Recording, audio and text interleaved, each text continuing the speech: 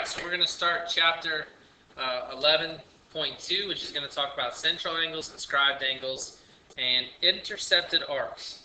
So we got a couple little more vocab words, but here we go. So degree measure. A minor arc and the central angle have the same measure. So remember when we're talking about a central angle, okay, that's going to be right here. So I'm doing that in blue so that you can see that. And a minor arc. Okay, the minor arc is this right here. Those are going to have the same angle or measure. So if I take my protractor, I grab my protractor, and I bring it over here. Remember, I'm going to line up that vertex with that center point. I'm going to try to rotate this. Now I'm going to rotate that so that that bottom line and that bottom line match up. And hopefully on your computer you can kind of see if I move that down. It's this line that's right here, which when I move this down, you can see that it's 30 degrees. There we go.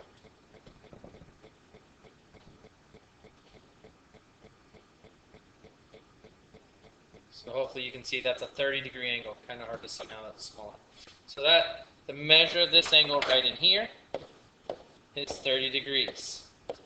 And this says, so that would be angle EAT would be equal to the measure, sorry, I should put that, measure of angle EAT is 30 degrees. So when I did this, the measure of ET, and that is a arc, it's right here, that's why it's in green, would be equal to 30 degrees also. Okay, so the central angle and the minor arc are going to be congruent to each other. All right, one of the questions on there, just so we can understand some kind of logic stuff. One of the questions in the book talks about a clock. Well, if you look at a clock, right, if I go from 12 all the way down to 6, it's going to go right through the center. That means that from here all the way across here, if you think about this angle is 180 degrees, so that means that this arc measurement is 180 degrees, the total thing. So if I look at this, what would be the measurement between 12 and 1? Well, if I do this, I can break this up. They're all going to be equivalent sections. So if I do this, I realize that I'm breaking 180 up 1, 2, 3, 4, 5, 6 times. And when I do that, I realize that each one of these represents 30 degrees. So if they ask me, what is the measurement between 11 and 1? Well, when I go from 11 to 1, I've got 30, 60. So it's going to be 60 degrees would be the measure of that arc. And if we label this arc, we could label this A, label that B right there. So that's that point, that's that point. We would say the measure of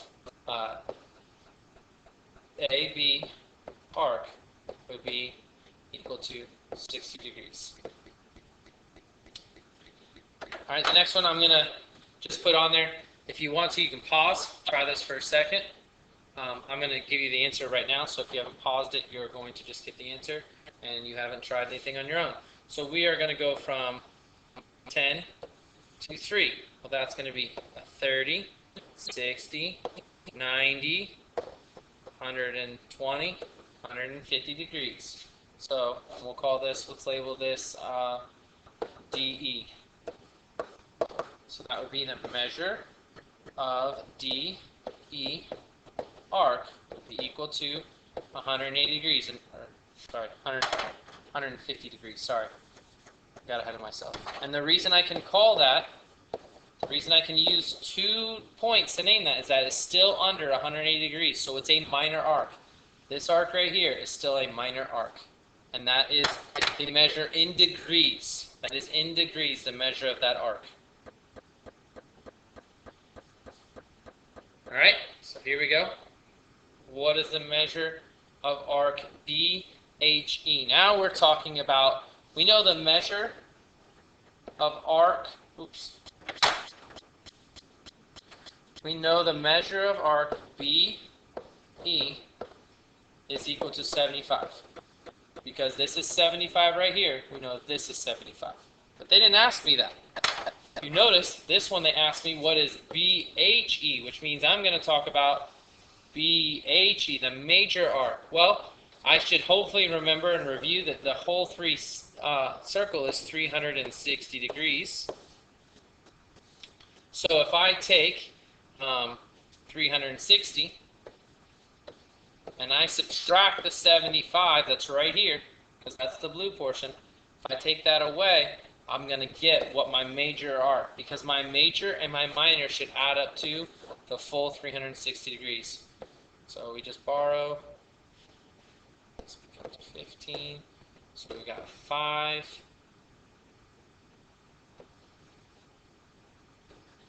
So 285 degrees is going to be the measure of BHE arc is equal to 285 degrees. That would be my answer.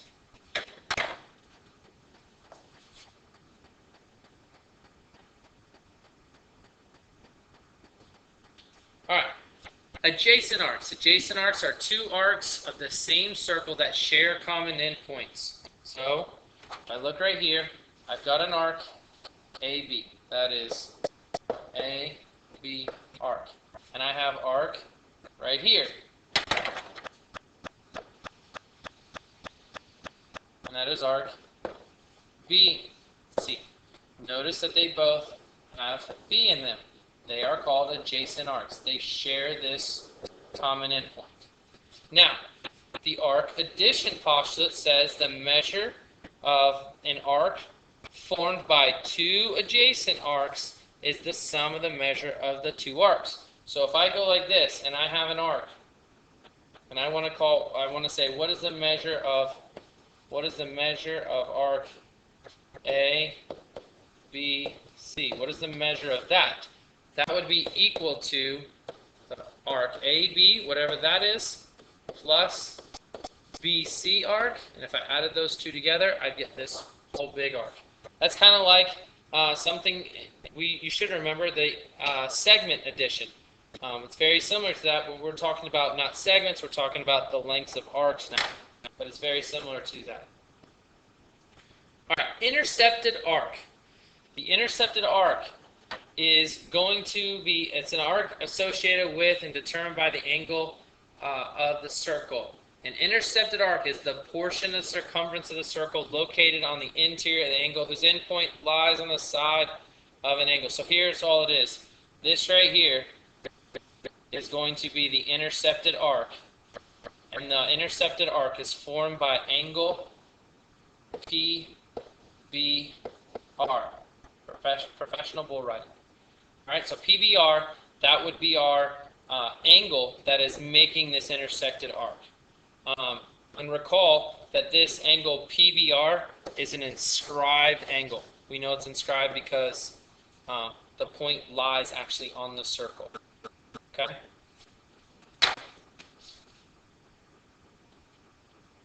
So, inscribed angles are formed by two chords that can be drawn three different ways. So we got three different cases that can happen.